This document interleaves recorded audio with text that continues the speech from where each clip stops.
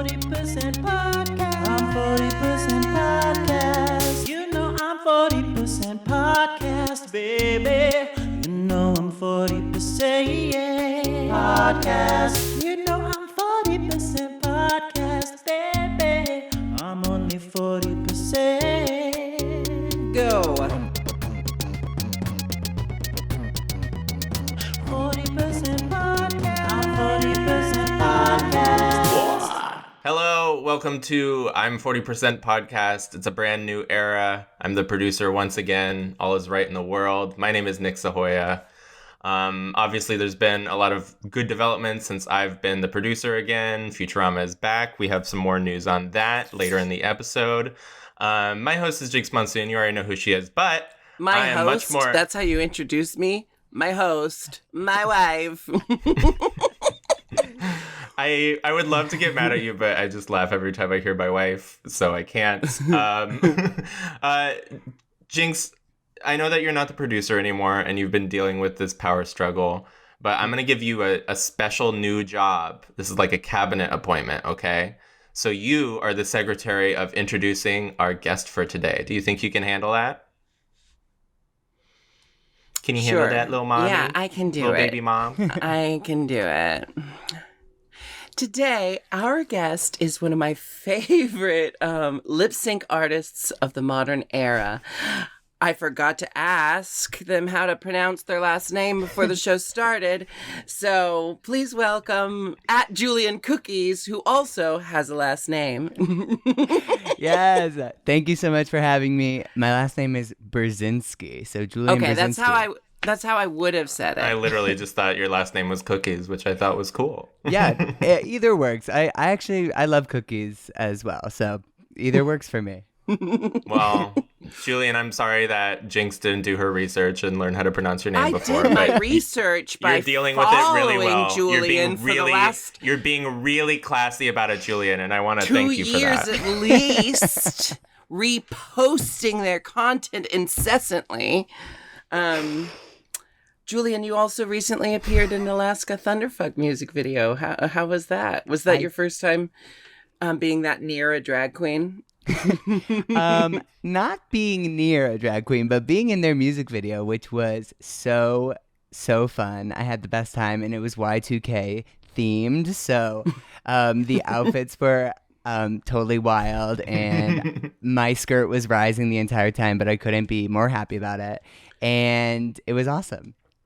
Your skirt was rising the whole time. Isn't there a trick for hairspray? You're supposed to spray hairspray on your thighs, and it keeps it from riding up. That's an old pageant secret. Yes, like Miss Congeniality, when he sprays the butt. Oh, that's not like some secret I knew. That's just... Yeah, Michael Caine all taught us that. Oh my God. Hey, I got new sounds. Hey, Julian, ask me how I felt about Jinkx's appearance on season 5. Hey, how did you feel about Jinkx's appearance on season 5? I have no strong feelings one way or the other. You like that, Mom? See, when she was producer, we didn't have any fun sounds. Now that I'm the producer, it's a fun show again. We just had a natural flow and chemistry and captivating conversation topics. Speaking of natural flow, we're going into the news segment. Good news, everyone! Futurama is back. Another positive attribute of me being the producer again. It was pretty much a 1-to-1. I think the only thing that pushed it in that direction, other than me being producer, was that clip of Alaska that we shared on Instagram. I did select the timestamps for that, so I do feel we as a group definitely brought back Futurama, but it was mostly me. But can we talk about the fucking episode already? But no, we have news. This is what it's like now. We have news. And much like when Professor says good news, it's not actually good news. John DiMaggio is apparently not coming back to the Futurama reboot. Is there a reason? I think he's just holding out for more money. Holding out for... Okay, these were my immediate hypotheses. holding out for more money, working on something else. Well, I guess he has disenchantment. He's very busy. But then also I thought maybe he realizes that it wasn't appropriate for him to voice half of the characters that he voiced. And until they rectify that and have a game plan for how they're going to remedy all the white actors voicing POC characters, I thought maybe it was a moral thing, but I don't think that's the case. I don't think it is. I don't think it's a Hank Azaria Apu situation. But I love your rosy outlook on life.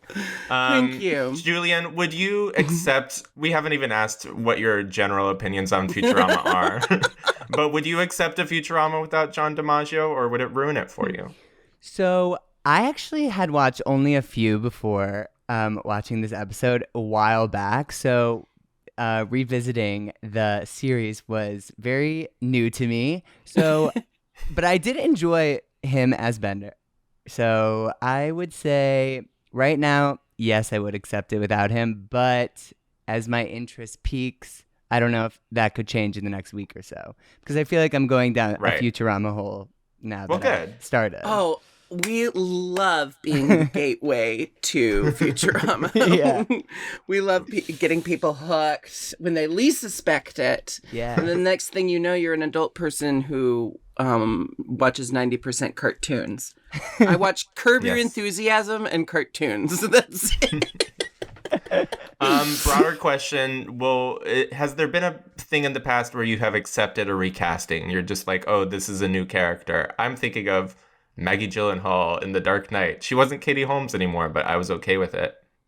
Would you accept a new Samantha if someone else was just Kim Cattrall? Would you be okay with it? Oh no. That's a pretty extreme example. I think Samantha is more developed than Rachel Dawes from Batman Begins. But I accepted the new Becky.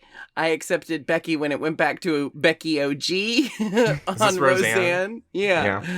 And now that it's the Connors, it's like what's funny is the alternate Becky periodically makes Sarah Chalk periodically makes appearances in the Roseanne universe, suggesting that the whole thing was an alternate timeline. And since we know that much of it was a fantasy in Roseanne's head when she was writing her book, it opens the door wide open for the Beckyverse. Okay. Julian. Yeah, I think it works sometimes, like in one example is like in Gossip Girl, Blair's mom in the first couple episodes. That works for me. Like, you know, she didn't really have a character arc. But when it's way down the line, I would not accept it. As well as like they should just kill the character or retire it. Yeah. Or say that they fired them because their book deal wasn't working and send them to Paris or wherever Samantha was at. I remember in season 2 of Riverdale, they recast Reggie, and he was a different actor, but he was still hot. So I said, I'm going to allow this. Moving on to the episode. I have more things to say. I have more things to say about recasting. I agree with Julian that if it's before the character has developed, that actor can change like 8 times and I wouldn't give a shit. But once that character has an arc, you better get me an actor. Not a featured extra. You better get me someone of like a Jane Krakowski level. What if Jane Krakowski was Samantha? Wouldn't you be somewhat okay with that? Yes, I'd watch that, but it would be a different show. Yes. Okay, getting into the episode. Why must I be a crustacean in love? Julian, you're joining us for a 10 out of 10 episode. Wasn't this so fun? Yes, this is one of my favorite episodes. It was so good. So good. And after that fucking Christmas episode, I really needed this.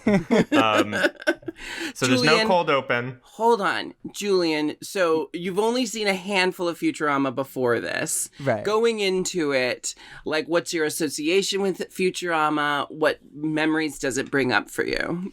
So I always loved Leela. I can remember. I was always the purple hair with the one eye and the bombshell. I was like, I'm obsessed with her. And that was my one, I remember back when I first watched it, that was my my pull. I was like, I need to see the show for them. And so coming back into it, I remember them, and that was great to see them right at the beginning. But I really did not know anything else, and also who the doctor. I was trying to figure out what species and everything, but it was a great introduction, a great episode to start with again. Well, you do get a lot of information on Zoidberg's home planet and Yes. the Decapodians. Decapodian? They only say it a couple times. That's why it's one of my favorite episodes. I also think it's very cleverly written a lot of places. Mm-hmm. And I can't remember. Anyway, go on. Nick. Doesn't decapod mean it has 10 legs? Zoidberg doesn't have 10 legs. Well, No cold open. From the little caption at the bottom, we get a different one every week. It says, from the network that brought you The Simpsons. I did not think that was very funny. Coming out of the song, Robo-Rooter commercial. It's a robot plumber. He has a little jingle, which I enjoyed. Bender and Fry are watching TV. the jingle says they'll also help with an impacted bowel, implying that this robot will come to your house and like power suction or pressure Put wash his your helicopter toilet. arm. Yeah. His garbage disposal, whatever's going on in your toilet, and also has some sort of technique that is safe for your colon. I think the implication is that it's not safe. It's just the same device. Bender and Fry are watching TV. Fry is eating a He'd rearrange your self-microwaving. guts. Fry is eating a self-microwaving Bavarian cream dog. A lot going on here. I have qualms with this Bavarian cream dog. What does he eat the button? Like, what's powering the button to have a light up function? Is there a battery in this hot dog? Is it all edible? Yeah, are you left with like a pit of a battery? Like at the end of eating a peach, there's like a pit at the end. He wastes nothing. I think it's just a comment on like the gross microwave snack foods that we as cartoon viewers consume. Julian, do you have a go-to, like I don't know if you smoke weed, but do you have a go-to cartoon TV Look at that movie night mustache. snacks? You don't think that mustache smokes weed? My go-to would probably be cookies, to be honest. I'm a big sweets person, so I would Me go too. directly to that. What kind of cookies are your favorite? What's your go-to cookie? My favorite would definitely be a snickerdoodle. Like, and you can't That's really old find school. them. Yeah, very. But I like an oatmeal chocolate chip or an oatmeal raisin. Grandma flavors only. Yeah. An honestly, any kind of cookie, really. I like the oatmeal cream pies, like the old school stuff, but like everything. Those Little Debbie. Little Debbie, yeah. I have a cookie recommendation. This has been my cookie jam right now. I think it's Pepperidge Farms, but it's the Chessman cookies. Comes in the little paper pouch. It's a Chessman very boring cookies. cookie. They're just butter flavored cookies. I love them so much.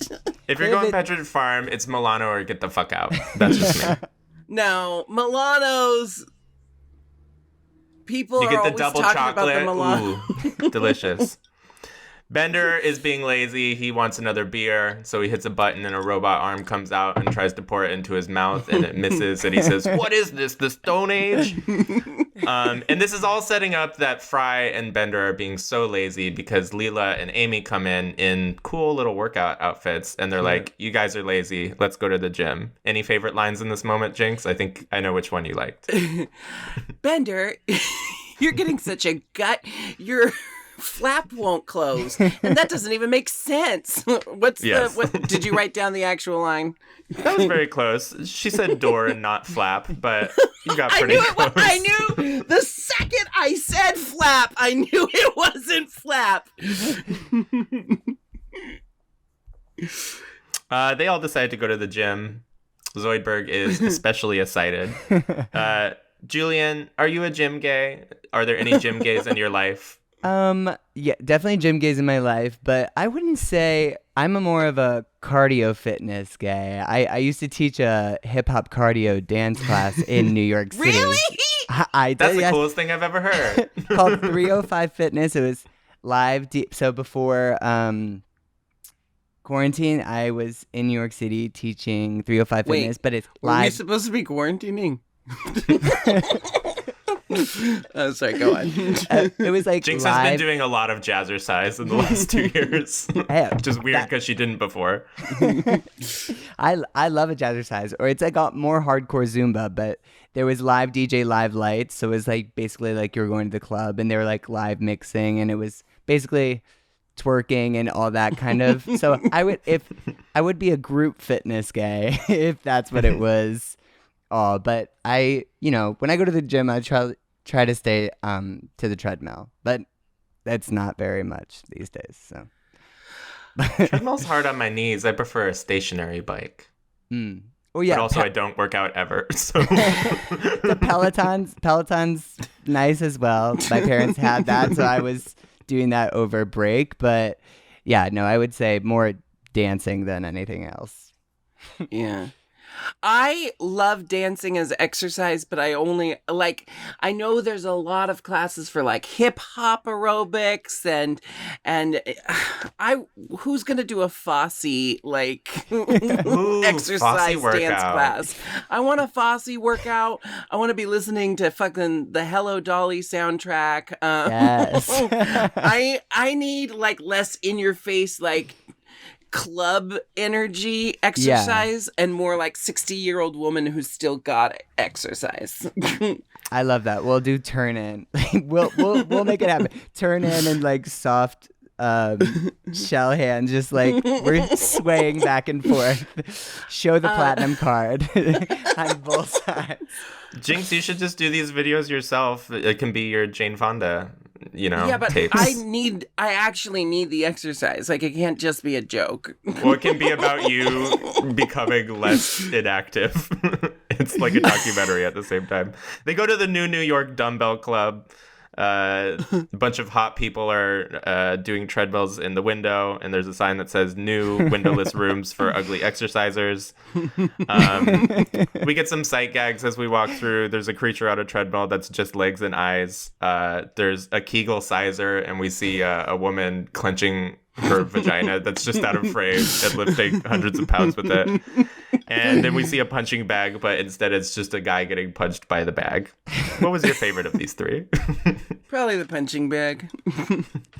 I Great. actually didn't know she was doing Kegel. I just thought she was just like sitting there, and I know she was like closing her eyes, so I thought she was just imagining, but I didn't know if that was it. But I'm enlightened. That's to not know out of the realm of possibility in this show. You just imagine you're exercising and it happens. Yeah. We'll put that in the Futurama reboot. That'll be when they go to the gym. Yeah. They go to the steam room. Has anyone ever had sex in a steam room? No, never mind. Yes. The steam wasn't on. Oh, was it Steamworks? No. There was a bathhouse, Julian. There was a bathhouse in Seattle called Steamworks, and literally the steam was broken for 1.5 years. So it was just a big, dark place. Dark sex room. And I shared an alley with it the entire time I lived in That was Club Z. Seattle. Oh, that you're right. It even was know the you're- other bathhouse. You've been away from Seattle too long. You're not a real Seattleite anymore. But I'd be on Grindr, and sometimes, no judgment, but sometimes I'd be on Grindr and say hi to someone, and I'd be like, "What are you up to?" And they're like, "I've been up for 4 days in Club Z." And I'm like, "All right, well, I'm gonna play some video games. Good night." Fry says, "Wow, co-ed steam rooms. I love the future." And Leela says, "Fry, you're in the women's steam room," which is funny because it plays with our expectations. What was confronting about this moment is seeing Fry's naked body. I realized I have the same body proportions as Fry right now. Skinny arms and legs, and just like a like a toddler's fat tummy. Like, you know, like how toddlers just have that big round tummy and then skinny little arms and legs. That's my body right now. And fries. And we're both redheads, so. We have kind of a lot of steam jokes off the bat.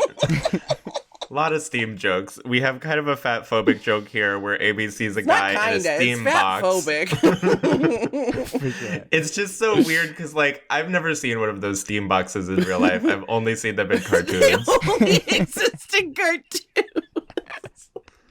They have like sauna beds now where it's like a sleeping bag that you like get into. But I've never seen one of these steam boxes. Yeah, never a steam box, but like they have those steam tents that I've seen. Ooh. That like you like pop up yourself and your like neck up is like that, but never like an sounds kinda actual nice. box. Yeah, I mean, I would try it definitely. What's your relationship to steam, Julian? We only meet really when I take a hot shower, but or when I used to rely on it a lot when I was in school for music theater. But other than that, not much. It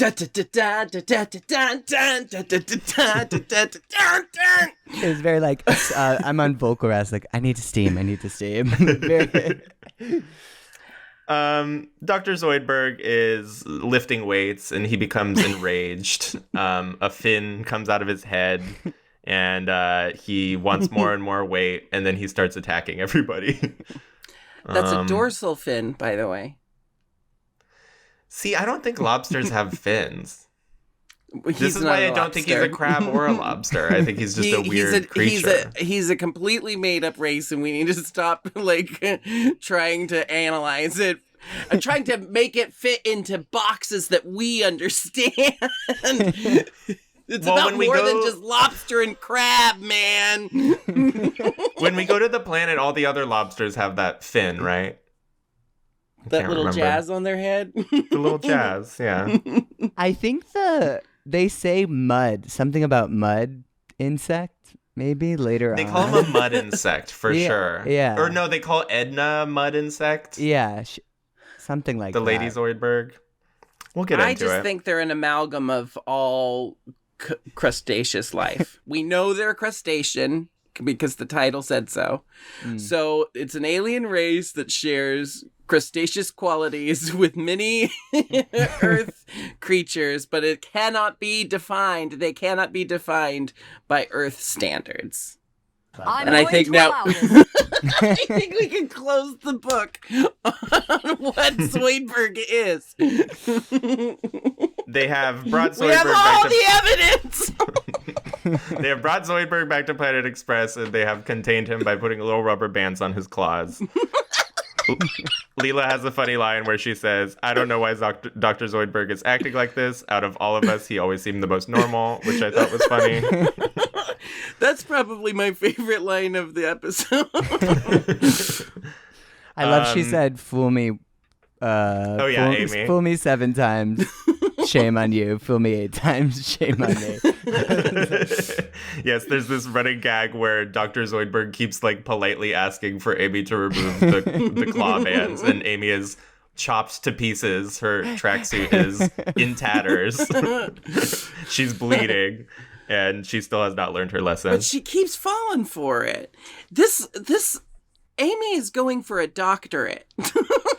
Like, anytime they make Amy be really, really dumb, I just remind myself that the only reason she's there is because she's like an undergrad student studying to become a professor, like the professor. I know, but the professor is only smart at science. He's dumb at everything else. And Amy seems much smarter than him as far as like street smarts go. Yeah. She's also very wealthy. That helps. So we end up on the planet. What did I skip? Well, we why do are the we rubber going to the bands. planet? Why are we going to the planet? It's because Zoidberg is full of male jelly. Jelly. And he's got to go deposit it into the cloaca or the clutch of some other crustaceous lady monster. So they gotta go to his home planet. Of all the things, Julian, on the show, we talk a lot about why these coworkers hang out with each other when they do these things. And I think this one is the most boundary breaking, inappropriate. Like, if my coworker was going to a different country or a faraway beach to fuck his brains out, I would just be like, go right ahead. And also, I didn't need to know. Enjoy yourself, but maybe not watch them take a seat on the beach and watch them as they do it. There's like an episode of Star Trek Voyager, basically exactly like this, where one of the Romulans or the what's the other one? Or the Romulans Klingon? and no, not Ferengi. Klingon. No, the ones that look like the Romulans, but they're their own thing. I have no strong feelings one way or the other. Anyway, they gotta help this crewmate get laid, or he's gonna go crazy.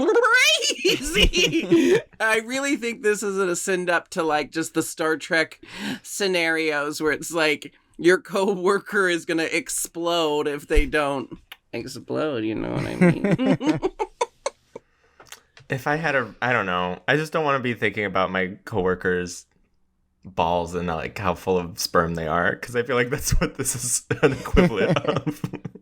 You choose now to not want that in your life? Well, I mean, when I was a stand-up, I did mostly know how much sperm was in my friends' balls, because it's all people talk about on stage. They get to the planet. It's all people talk about. We get to the planet. We meet another Zoidberg crab monster. And he says, "Welcome back, Doctor." And Fry says, "Oh, is that how you pronounce Zoidberg?" And he runs away crying. You didn't have to point out his speech impediment. Zoidberg is already much more calm because he thinks he's about to get laid, which I can relate to. And he exposits that there is no love on his planet, only desire for mating, which I can also relate to. It's kind of like New York, right, Julian? Yeah, and LA. Oh, LA. Grindr in LA is one of the most confronting things you will ever experience as a queer person. It is a soul searching. You have to be at peace with yourself before you go on to Grindr in LA. You have to have your cards in order. Grindr in Portland, you can just be like, "Hey, you want to come over and help me move my couch?" And they'll just come and help you. Like, it's literally just Craigslist, but like not the personal section of Craigslist. It's just like, "Hey, we're neighbors. Let's chat." Here it's like, how can I control you from my apartment? I feel like, don't you? I just know that unless you're over 6'4" and have over 6 abs, you might not as well go on Grindr in LA. Now, like, K-Town was a different experience. Yes, Jake stayed at my place in K-Town. Where do you live in LA, Julian? Yeah, I do. I actually just moved here in May. What part of town, if you don't mind saying on the pod? Yeah, I live in West Hollywood. Oh, okay. See, Yeah. now that's the Are there gay epicenter guys of there? Grindr in LA. Are there gay guys here? Not really. I haven't met many. Well, it'll Just happen kidding. for you. I'm crossing my fingers. No, Jinkx, share your K-Town Grindr thoughts, because I'm curious what your I experience don't was like. know. I can't even really remember. You said it was a different story. Okay. It was. well, It was just less. It was okay.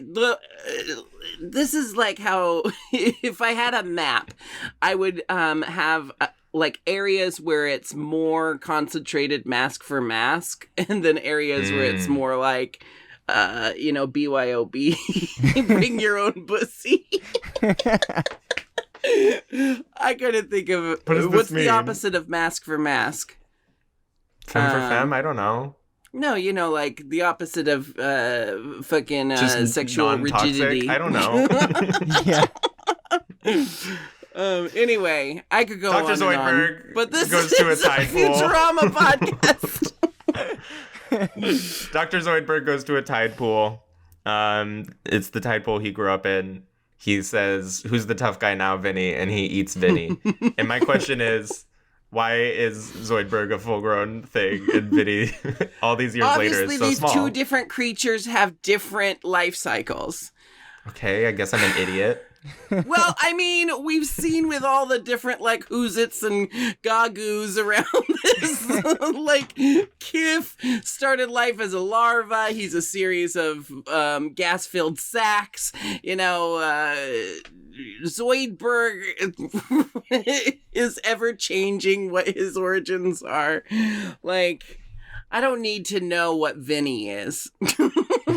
Julian, now that you're a world-renowned lip sync star, have you ever gone back to your hometown and pulled a Zoidberg and eaten, maybe not actually eaten someone, but your bully? You ever fucked your bully, Julian? No, I haven't. Just because I'm not saying I would, but not saying I wouldn't either. But this all started fuck during. your bully, or Well, yeah, it depends. I don't know. Maybe There's some bullies of mine I'd fuck. Don't worry. Personal growth. I believe in it. But I also haven't. Just because this all kind of started in quarantine, the pandemic. So traveling and stuff has been. So you're like a season 13 Drag Race girl. You haven't yet gotten to tour on your fame. Yeah, very much that. We go by a coliseum, and Zoidberg explains that claw plock happens there, which I had never known how to spell, but I watched it with subtitles on, so I finally knew how. I, for some reason, always thought it had like a CH at the end, like an AUCH, claw plock.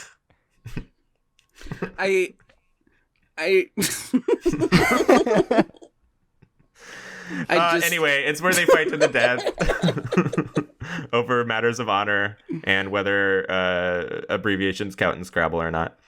They don't. So they don't. And by the way, they don't. So they go to the beach to cruise, basically. Anyone ever fuck on the beach? Too much sand. I attempted once, but I think it was maybe the sand. It was uncomfortable. I didn't follow through with that one. Yeah, me neither. You'd have to have such a network of blankets. No, you just accept that you're gonna get some sand in your teeth, and you accept that there's gonna be a weird man in the bushes, like in this episode, who will be watching you, and you just do your thing. Anyway, I wonder if it could become a pearl. What? If you put the sand in someone? Like if I got some sand inside of me, do you think it would become a pearl? Like I don't know enough about how pearls are made, but I guess that's it, right? That's how one grain of sand gets into the mouth of like an oyster or a clam or something, and then it continually coats this one grain of sand with its goo until that's what a pearl is? Yes! You didn't know that? I don't know. I guess I knew that in the abstract, but saying it out loud, it's like, why are you putting that on your neck? Oh, I don't think I knew that, but I was going to say maybe if there was enough passion and electricity, there'd be glass formed. Ooh, yeah. The lightning into the sand is glass. So, or maybe that's just Sweet Home Alabama. I'm not sure, but I'm going to take that for what it is and say it is. Julian, are those real pearls that you're wearing? Oh, I don't think these are grains of sand, babes. Good, otherwise I would start barfing because I know what they are now. Me too. I'd rip it off and actually throw it away. Do you ever clutch at them when you're feeling upset about something? I actually got this yesterday, so I haven't been too upset in the past 24 hours, but things could change. I love how most our questions for you get answered with, well, this just started about 3 hours ago, so actually I can't answer that question. Zoidberg comes out of a tent and he's covered himself in seaweed and stuff. He says, "How do I look?" And then Fry says, "Like whale barf." And Zoidberg says, "Then the illusion is complete." And then he stands on a mound of dirt and screams. And this was the part that I thought was most like Grindr. This is the most like Grindr. Just like you build a little a little mound of shit to stand on, and then you scream into the void until someone goes, "You got something I want," and then you walk off together. Futurama probably in this episode laid out the blueprint for Grindr. You know, like they invented it. Some horny mo in the early 2000s was watching this and was like, that gives me an idea. No one has any interest in Zoidberg, but all the other lobsters on the beach find a mate. Poor Zoidberg. Sad. Have you ever gone out with your friends and everyone gets laid except for you? I think we've all been there. Yeah. I made sure no one else got laid that night. that one true. I can answer correctly. Yes, that has happened before.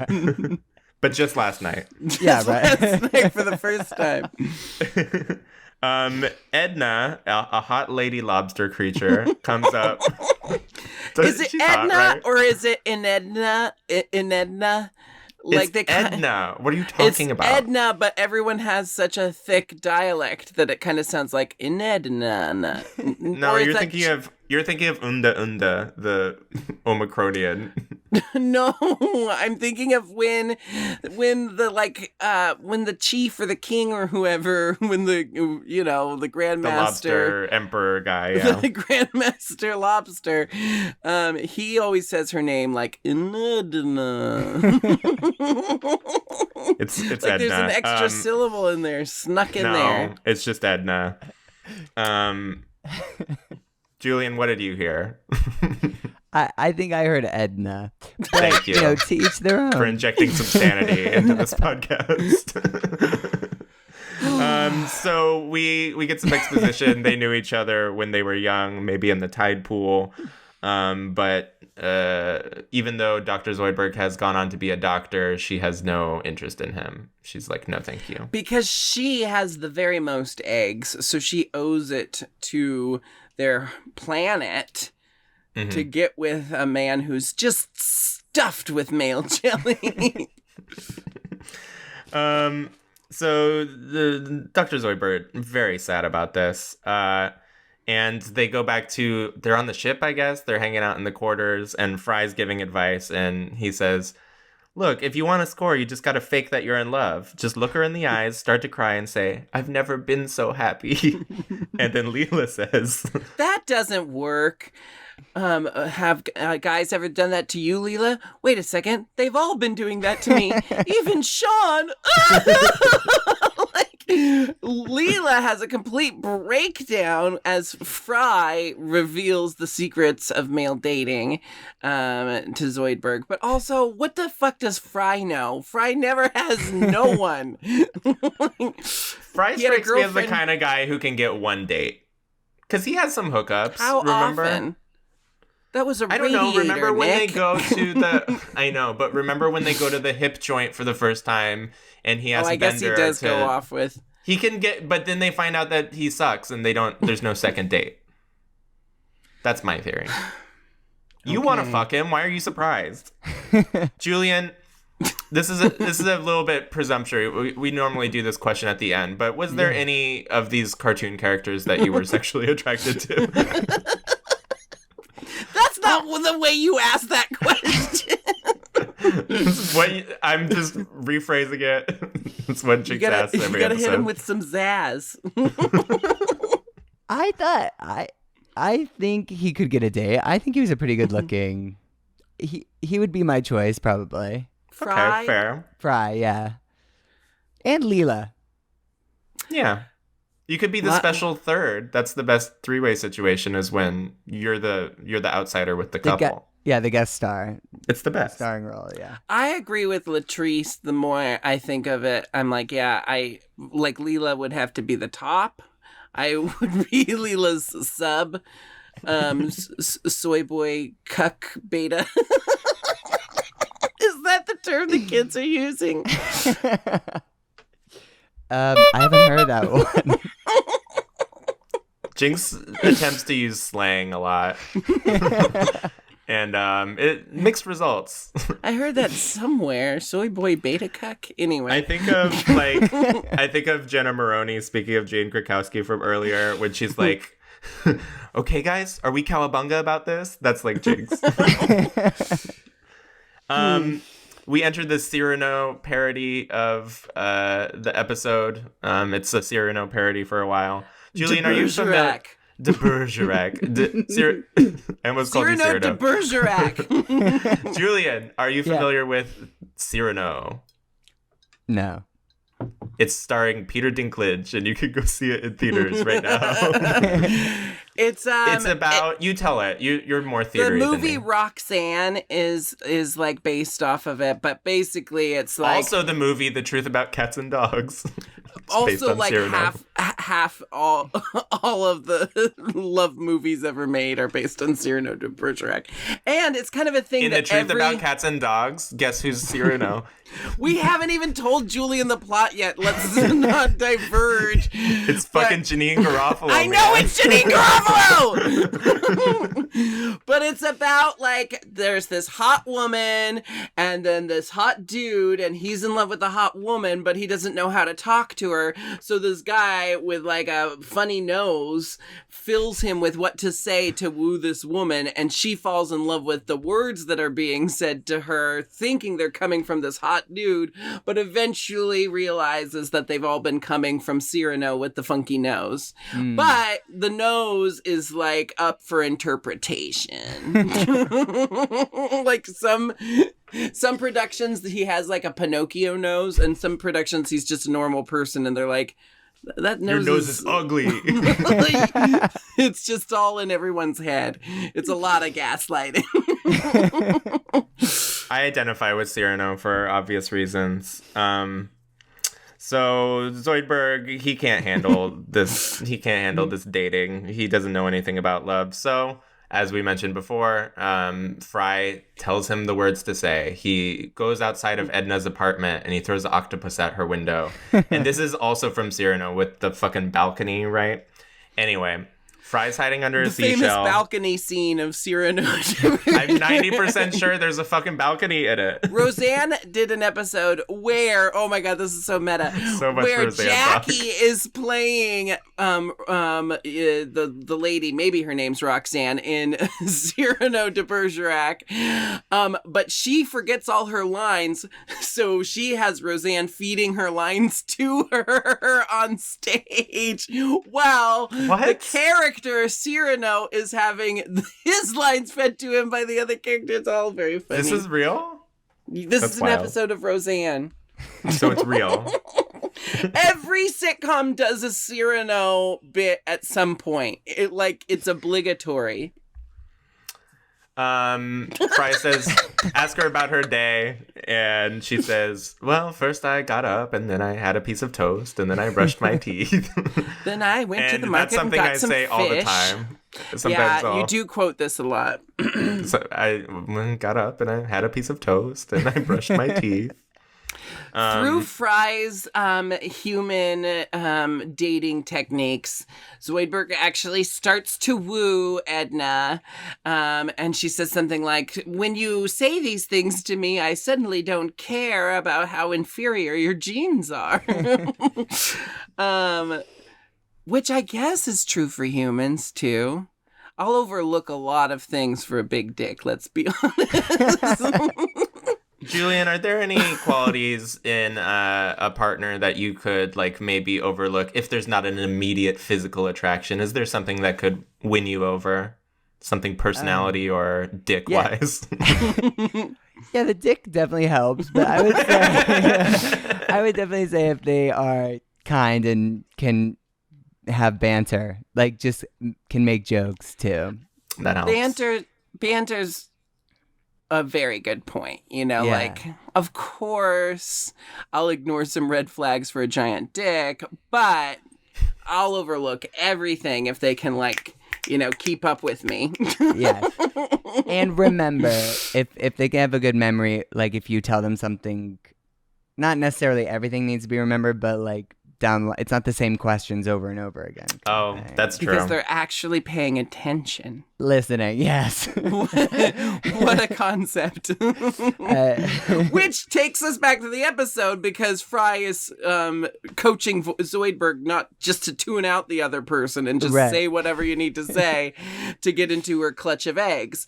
They all end up at dinner together, and Leela says one of my favorite lines. Leela reveals to Edna that it's Fry who's been filling Zoidberg with what to say, and Edna has a quick change of character where she's like, maybe she's in love with Fry, and she goes, "You mean Fry said all of these beautiful words?" And Leela goes, "Yeah, no, wait, what?" Like, because she's realizing that Edna like is falling for it, and then she goes, "Forget about Fry. Zoidberg's a doctor. A doctor, honey."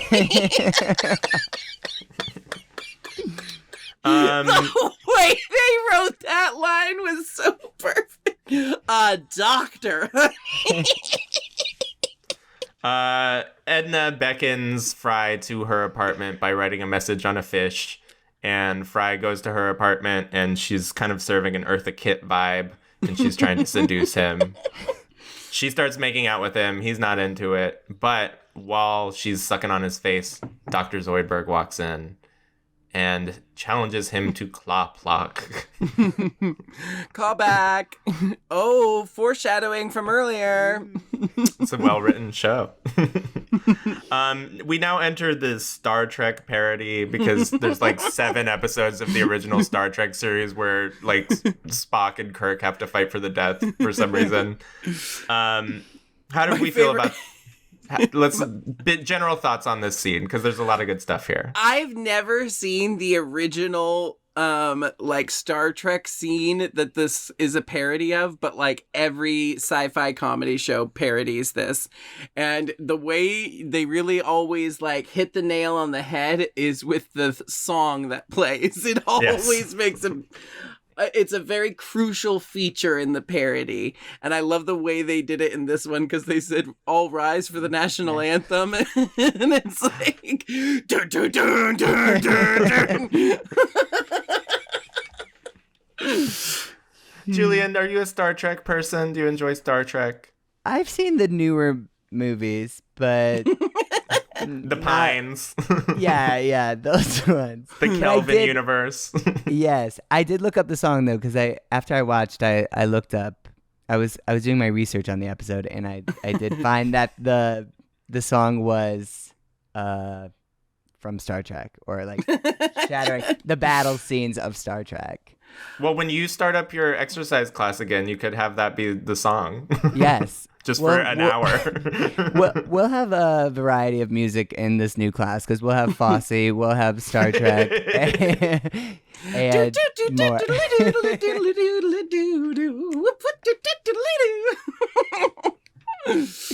I like the part where the Emperor guy, he's like, "Edna, do you have anything to say before claw pluck?" And she says, "I do. Today I woke up and I had a piece of toast and I brushed my teeth." She had the exact same day. Also, Bender is taking bets against Fry, which is like, I think this is the right level of Bender being a sociopath, because sometimes he's actively trying to murder people. In this one, he seems just unable to compute that it would be a big favor to ask of Fry for him to die at the hands of his friend in order but there's to... Also, how much is like... Bender making? By the way, it does look like Earth money. It looks like green money. But I also have this question of, like, when Bender's being that awful, does like, is it a bit? Like, do the people in Bender's life... Do the people in Bender's life know that he's like, he wouldn't ever let them actually die? Because he has a lot of opportunities to actually let Fry die, and he never does. So I have to imagine if Bender's saying, like, take a dive, he's got some kind of plan to come in and, like, swoop in and save Fry, because something always triggers in him where he ends up doing the right thing. I don't know. It's like latent empathy. I don't believe it. Another good moment. The Emperor says, Fry, having guessed which animal I was thinking of, you shall have first pick of weapon. And I just love that they didn't flip a coin. It's a great joke because then all of a sudden you get to imagine the scene of Dr. Zoidberg and Fry guessing animals for, I don't know, an hour until Fry got the right one. Were they given clues? I'm gonna start making, like, the people in my life, if I have to come to a decision, I'm gonna make them guess what animal I'm thinking of. Also, they're on a different planet with different animals. It's like, why did he pick an Earth animal?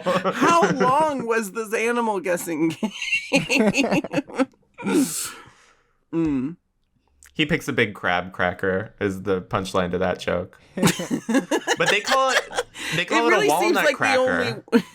Yeah, I don't know what that was all about.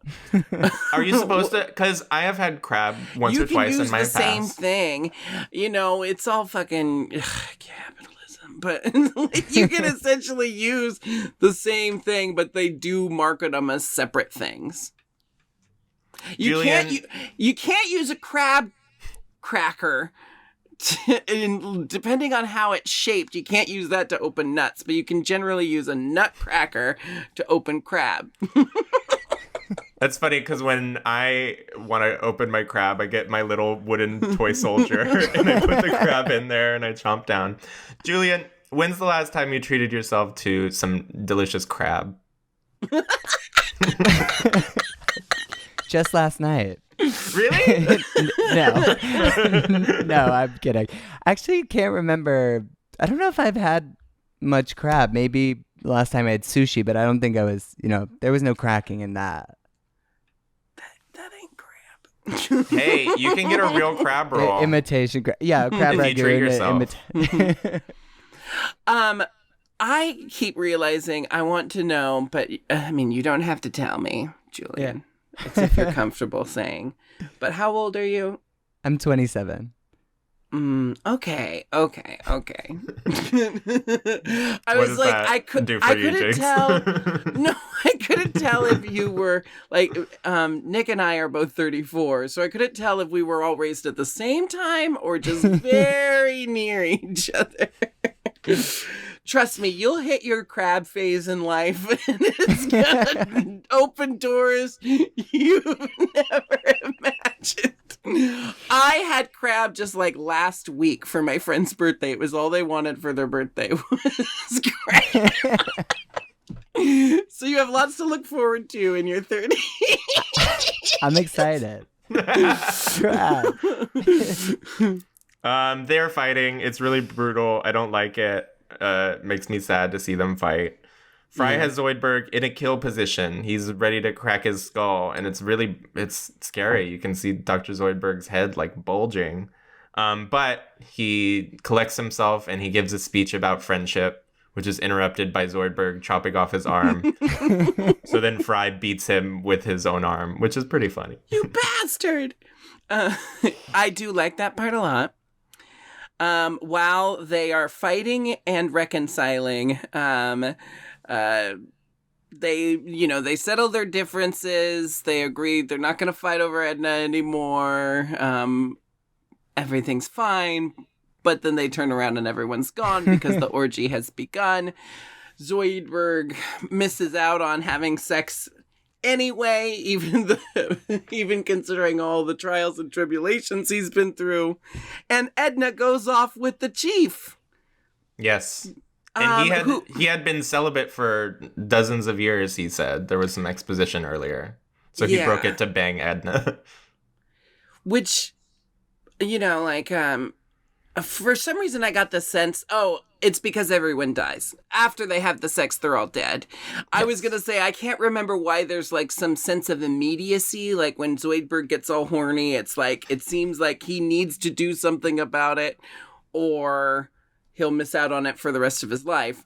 Well, really what it is just that this like mating cycle has come to an end and they're all going to be dead. So he's either going to have to go for someone younger in the future or maybe give up on dating people from his planet. I don't know. Well, we do see in episode many episodes from now, he kind of settles down with someone and it is not a crab monster. So that's a little hint for y'all. Yeah. Slash it's not spoiler. a great episode either. I like that episode. I actually really like that episode. You're wrong. It's a good episode. It's just... You're wrong, Jinkx. Not Ooh, you one know of what the I need best. to add on here? There's a really funny part of when you're doing the Sugar Babies dance where Roxy Andrews says, "You're wrong, Jinkx." I'm going to add that to the soundboard for the next episode. So just imagine it's there for now. You just don't give a shit about just incorporating my trauma into your soundboard. Just a big Roxy Andrews fan. You were trying not to hit her. I understand. You're wrong, Jinkx.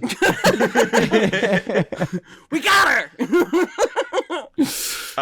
They are walking back to the ship. Dr. Zoidberg says, "How will I get rid of my male jelly now?" And Fry says, "I'll loan you this," and offers him his right arm, which is funny. I can't believe they got away with it at this time. Obscure enough of you got to do some leaps there. I mean, it's clearly going over the heads of anyone who doesn't, know about jacking off. But anyone who has even the slightest notion. I didn't know about it until I did it, and even then I was confused. What? What is this? I had heard the words, but no one had showed me what the words meant yet. Okay. You know what I mean? Like the health teacher had said masturbation, and I was like, I get it. Masturbation's when you give yourself an orgasm. And these were all words that just didn't mean anything to me yet because I had yet to witness them. Back on the ship, Zoidberg is reattaching Fry's arm. They're friends again. But he does a bad job because he puts Fry's arm on the wrong side, and Fry very politely asks if he could do it different. And then over the black of the credits, we hear him chopping off his legs and then seemingly his head. And I had the captions on, as I mentioned before, and when his head falls off, it just said "moist thud," which I guess is the sound of his bloody neck stump hitting the ground. Moist thud. Yeah, they really play fast and loose on the Planet Express ship. Julian, you mentioned at the top of the episode that this might have begun a Futurama hole for you.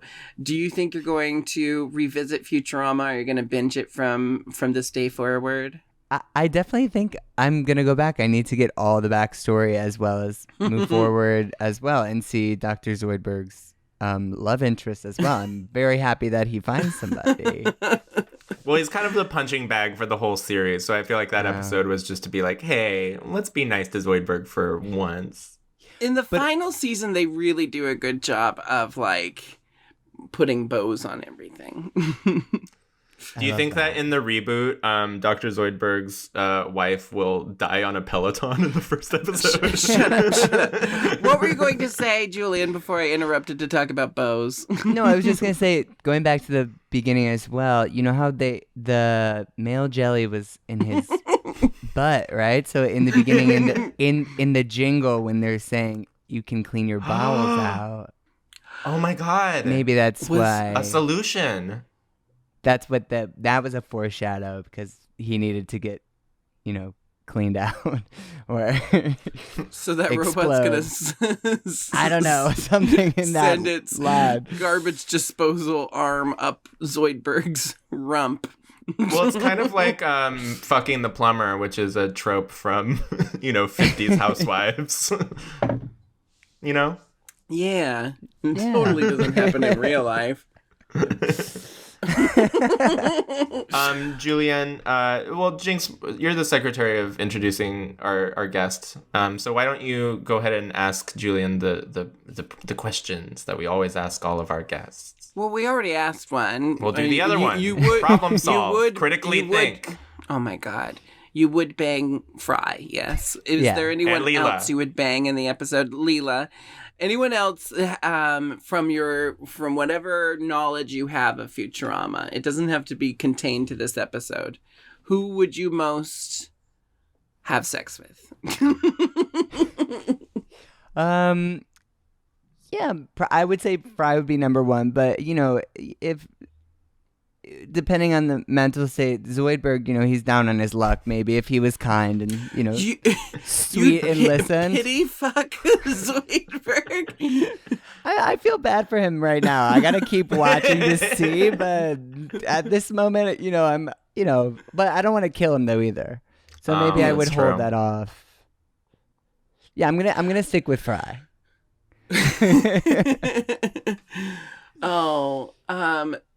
See, when they talk about Zoidberg stink glands and stuff, it's like, what does it smell like rotting fish? That's what I'm guessing it smells like.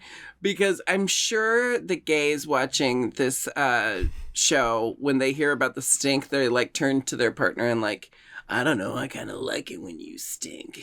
Stink at the beach. Julian, did you know Jinkx was from Portland? Did you need confirmation? What character do you most identify with, Julian? I would say probably Leela as a wingman for your friends, as trying to do the best, but also in that journey realizing that maybe those things are happening to you as well, and you just haven't been as clear into it. So giving good advice, but then realizing maybe you need to take that advice too and reevaluate some things in your life, but also just looking gorge. In purple. Do you think you will lip sync to some Futurama after this? Yeah, do it. Yes, I would love to. I have found a real love for bringing animation to the live action. I love in your the lip Bob's syncs. Burgers recreations when you play Thank you. all the characters. Thank you. Jinkx, what scene do you think he should do? Let's help him narrow it down a little. I mean, there's my favorite scene when they're all around the campfire telling scary stories, and Leela has my favorite line of the whole series, when she says, "Fine, Mr. Know-It-All about something, finally." Because Fry knows a lot about ghost stories. This is in the episode Where the Bugalo Roam. So Where the Bugalo Roam. You can find it. There's also one where Fry says the story of the grasshopper and the octopus. That's a really good one. That one's very funny. Yeah. For all our viewers and listeners, Julian Burzynski. Yeah, that was perfect. Julian Burzynski at Julian Cookies does hilarious, amazing lip sync videos on Instagram, and I'm guessing TikTok. Yes, TikTok as well. But it is on Jinkx TikTok. isn't on TikTok because she's 34. I don't know if you remember her mentioning that. TikTok, it is Julian Burzynski. Okay. Okay. So, but Julian Cookies is Instagram as well. And you've begun doing full-length digital shows. You have one today, but this isn't airing on the day. Like, this isn't live, so it would be a moot point to promote that one.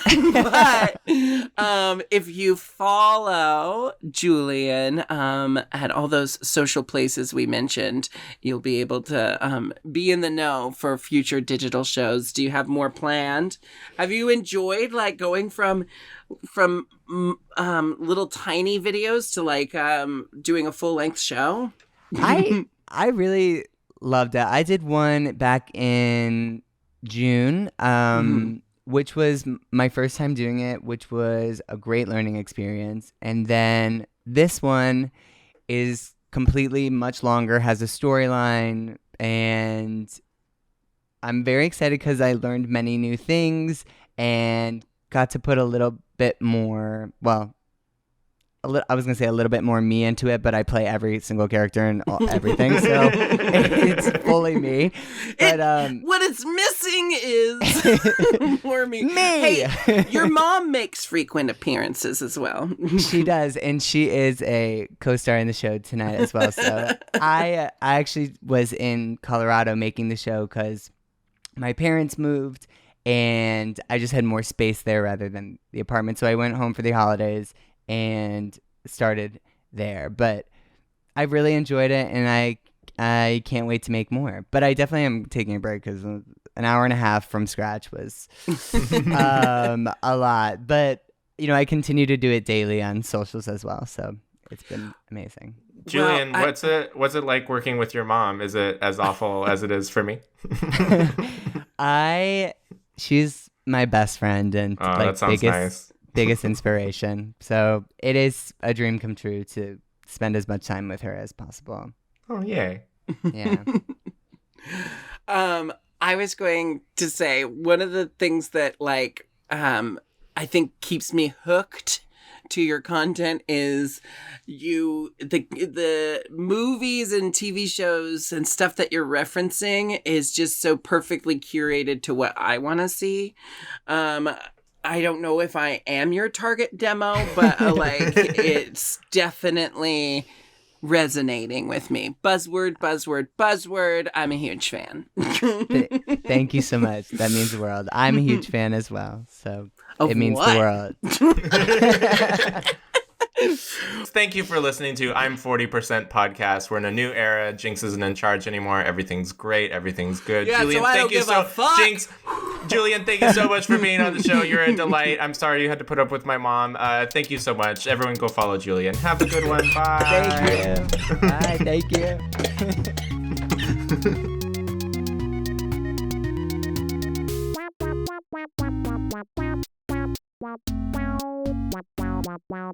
you.